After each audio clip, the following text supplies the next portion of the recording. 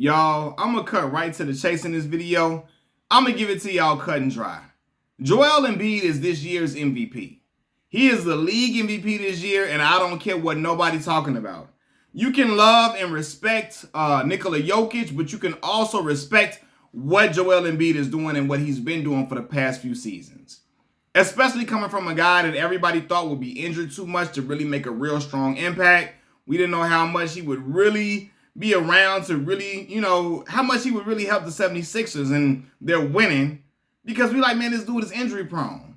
Look at the numbers that he's averaging this year. The brother is leading the league in scoring, averaging what? 33.4 points per game, 10 rebounds, 4 assists, almost 2 blocks per game.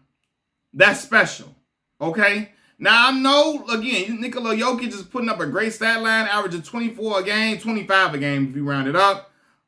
Shooting 40% from 3, averaging 12 rebounds, 10 assists. 10 assists is great from a big. Excellent, right?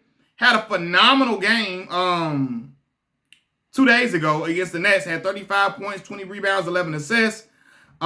This game, today, he had 22 points, 8 rebounds, 7 assists. Did they win the game? I don't know. Let's see, did they win today? Because I don't know. Let's see. No, they low. No, they losing right now. The game is still going on right now. They losing significantly. What's the score? 106 to 118, right? But anyway, I say that to say this, right? Jokic is putting up good numbers, but the brother is a liability on the defensive side of the basketball. For real. And I know everybody likes the assists. Even I like the assists, okay? I love watching pretty passes. Jokic do a lot of no-look passes. All that is beautiful to watch. However, Joel Embiid, for every assist that Jokic gets, Joel Embiid is altering the defender's shot at the basket or away from it, right? He leads the league in points while being a defensive star. Leading the league in points while also being a top 10 player defensively, that's excellent, right? To me, it's crazy because now see, people trying to take away from Joel Embiid's impact because he doesn't pass the ball at the same rate that Jokic does. But again, a dude is basically getting 2 blocks a game, altering shots all the time, being a defensive anchor for his unit, while one dude be getting 8 on defensively. Jokic he got a whole highlight reels from one game, getting 8 on. The Spurs, a 17-win team. The defenders was fucking Jokic up. I mean, the offensive players. Jokic couldn't do nothing with him. He's a great player, but the brother is a cone on defense. It is what it is, and it gets excused a lot because Jokic is a media darling, right? He's a national treasure. Everybody likes him. He's a very likable guy, good person, but I can't take away from what I see. Again, the Spurs players was eating on Jokic some game like 3 games ago, right? They shot 19 to 32 against Jokic. Again, that's a 17-win team, y'all. It's highlight tapes of bad defensive plays from Jokic. There is no defensive highlight tape for Jokic in a single game where you can find him just being dominant, like you can find for Joel Embiid, right? And Joel Embiid don't got no single game where dudes just killing and eating on him a whole, brother, no, it's not even that same. You can't even find the same type of highlight reels against Joel Embiid, right?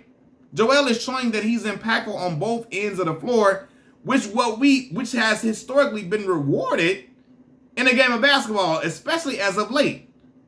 Now, again, people will say, "Oh man, defense, just because he's not as great of a defender as Embiid doesn't mean he's not MVP." Excuse me. I remember back in 2019 when people were saying that James Harden was in the discussion to win MVP. Right? I think Giannis won that year, I believe. They were trying to say that James did not deserve it because although he was putting up great offensive numbers, he don't play no defense. Right? And that was the justification for him not getting a trophy. So how can you say that about James Harden in 2019, and then when they come around to Nikola Jokic, now defense don't really matter like that, so what if he don't play defense? Hell no. Hell no, bro. Again, Jokic is a great player, but again, he not playing better than Giannis to me. He's not playing better than Giannis. Again, people love the assist and all of that. We love it, especially coming from the big man. because it's an anomaly amongst the bigs. A guy who could just throw off all these pretty passes and get 10 assists a game that big, it's special to see. However, the impact, like the Nuggets have been losing games lately. And again, I think that Joel Embiid and Giannis have had a bigger impact on their teams this season. Because if you want to talk about wins, while the Denver Nuggets are number 1 in the Western Conference, they are. I got to give them that. The Philadelphia 76ers are number 3 in the Eastern Conference. And they have basically almost the same record as the Denver Nuggets. They got one less win. They got 45. They're 45-22. The 76ers, Joel Embiid 76ers is 45. They are 45-22. And the Nuggets are 46-22. Right? And if you want to do it even better, and Giannis's Milwaukee Bucks is 49-19. They was on a crazy 15-16 game winning streak, something crazy. But then again, I'm going to put it back to Joel Embiid. Because Joel leading the league in scoring, which is phenomenal coming from a big. And I think Joel should have been MVP. I think he could have got it last year, but I was okay with Jokic winning it.